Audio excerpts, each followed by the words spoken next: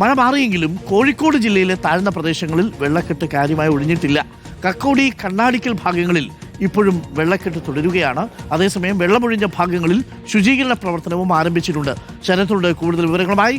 ശരത്ത്, എന്താണ് കണ്ണാടിക്കൽ പ്രദേശത്ത് ഇപ്പോഴത്തെ അവസ്ഥ? വെള്ളം കയറി കിടക്കുകയാണ്. വെള്ളമൊഴിഞ്ഞ സ്ഥലങ്ങളിലൊക്കെ സാനിറ്റൈസേഷൻ പ്രവർത്തനങ്ങളൊക്കെ ആരംഭിച്ചോ? ശുചീകരണ പരിപാടികൾ? കോഴിക്കോട് ജില്ലയിൽ നിലവിൽ മഴ മാറി നിൽക്കുന്ന സാഹചര്യമാണ്. എന്നിരുന്നാലും മഴ മാറിയെങ്കിലും ഈ താഴ്ന്ന പ്രദേശങ്ങളിൽ ഇപ്പോഴും വെള്ളക്കെട്ട് പ്രതിസന്ധി ഇതുവരെ ഒഴിഞ്ഞിട്ടില്ല. ഇപ്പോഴും ആശങ്കയായി വെള്ളക്കെട്ട് രൂക്ഷമായി നിൽക്കുന്നു എന്നുള്ളതാണ് പ്രധാന പ്രശ്നം. ഞാനിപ്പോൾ കക്കോടിയിലാണുള്ളത്. കക്കോടി കണ്ണാടിക്കൽ ഭാഗത്താണ്. ഈ ഭാഗങ്ങളിലൊക്കെ തന്നെ മഴക്കെടുതി വെള്ളക്കെട്ടാണ് കാര്യമായി ബാധിച്ചത്. അതുകൊണ്ട് ആളുകൾ ഇപ്പോഴും ക്യാമ്പുകളിലേക്ക് മടങ്ങേണ്ട സാഹചര്യം തന്നെയുണ്ട്. ഞാൻ ഡോക്ടറെ കാണിക്കാൻ പോവാ. വീട്ടിലെങ്ങനെ വെള്ളമുണ്ടോ? വെള്ളമായതുകൊണ്ട് പോകാൻ പറ്റാത്തതുകൊണ്ട് നിന്നതാ. ശനിയാഴ്ച കാണിക്കേണ്ടതാ. വീട്ടിൽ മൊത്തം വെള്ളം. ശുചീകരണ പ്രവർത്തനം തുടങ്ങി. അതെ, തകൃതി ഞങ്ങൾ ഒരുവിധം ഇതാക്കിയിട്ടുണ്ട്. കാരണം വെച്ചാൽ വെള്ളം ഇറങ്ങി പോകുന്ന ആ സമയത്തേ നമുക്ക് ചെയ്യാൻ പറ്റുള്ളൂ. ഇപ്പോൾ ക്യാമ്പിലേക്ക് പോയി കഴിഞ്ഞാലും ഭയങ്കര ബുദ്ധിമുട്ടാണ്. വെച്ചാൽ ആരും അറിയുന്നില്ല ഞങ്ങളെ ഒരു കുഴമ്പാലത്താഴെന്ന് പറയുന്ന ഈ പ്രദേശത്തേക്കാണ് ഇത്രയും പെട്ടെന്ന് വെള്ളം വരുന്നത്. കറക്റ്റ് പുഴയിൽ നിന്ന് ഒരു 100 മീറ്റർ ഡിസ്റ്റൻസിലാണ് വീട് നിൽക്കുന്നത്. അപ്പം മുകളിലെ നില ഉണ്ടതുകൊണ്ട് ഞങ്ങൾ തൽക്കാലം അവിടെ അങ്ങനെ സ്റ്റേ എടുക്കുകയാണ്.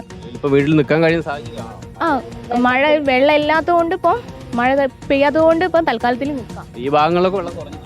വെള്ളം കുറച്ച് കുറഞ്ഞുണ്ട്. പക്ഷെ എന്നാലും അകത്തുനിന്ന് വെള്ളം പോവാത്ത വീടുകളും ഉണ്ട് ഇപ്പോഴും. ജനങ്ങൾക്കൊക്കെ ഭയങ്കര ബുദ്ധിമുട്ടുകളാണ്.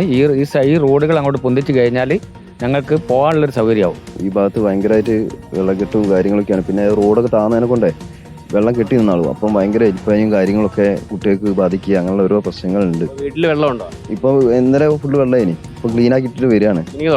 ക്ലീൻ ചെയ്ത് തുടങ്ങി. ഇപ്പൊ ഇവരൊക്കെ ഇവർക്ക് സുഖമില്ലാതിട്ട് ഹോസ്പിറ്റലിൽ പോവുകയാണ്. ഇപ്പൊ വണ്ടി വരാന്നിട്ട് അതിന് നിൽക്കുകയിനി.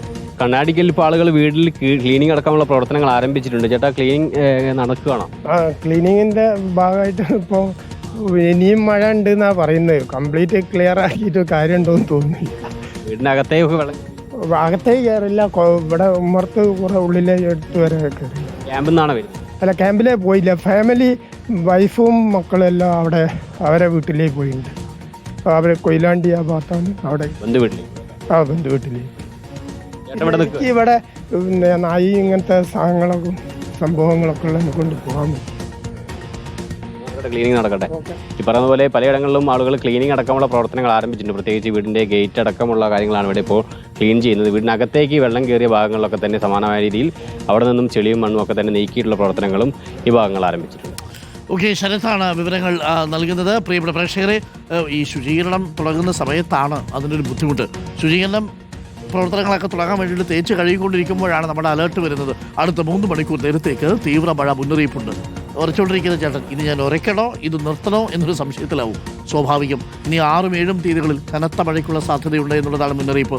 ഇപ്പോൾ ഉറച്ച് തേച്ച് വൃത്തിയായിട്ട് കഴുകിക്കഴിഞ്ഞാൽ 6-ാം തീയതി ആകുമ്പോൾ വീണ്ടും ഇതേപോലെ വെള്ളം വന്നാൽ വീണ്ടും ഇത് തന്നെ പണി ചെയ്യേണ്ടി വരും എന്നുള്ളതാണ്. അതുകൊണ്ട് ഒരു തെല്ല് നിസ്സംഗതയോടുകൂടിയാണ് ഈ പണി ഇപ്പോൾ അവർ ചെയ്യുന്നത്. ചെയ്യാതിരിക്കാൻ പറ്റത്തുമില്ല. വീടല്ലേ, വൃത്തിയാക്കിയിട്ടണം. ഇന്ന് വൈകുന്നേരത്തോടു കൂടി വെള്ളം ഇറങ്ങിയാൽ പറ്റുമെങ്കിൽ നാളെ രാവിലെയെങ്കിലും അവിടേക്ക് കയറാൻ താമസിക്കാൻ പറ്റിയാൽ നന്നായിരിക്കും എന്നുള്ളതാണ്. എത്ര ദിവസം ക്യാമ്പിൽ ഇങ്ങനെ കഴിയും? അസൗകര്യങ്ങളല്ലേ എല്ലാവരും. ഒരുപാട് പേരിങ്ങനെ ആദ്യത്തെ ദിവസം ഓക്കെ, രണ്ടാമത്തെ ദിവസം ആകുമ്പോഴേക്കും ഒരുപാട് ബുദ്ധിമുട്ടുകൾ വരും. സ്വന്തം വീടിൻ്റെ ഒരു കംഫർട്ട് ഒരിക്കലും നമുക്ക് ഇവിടെ കിട്ടില്ലല്ലോ.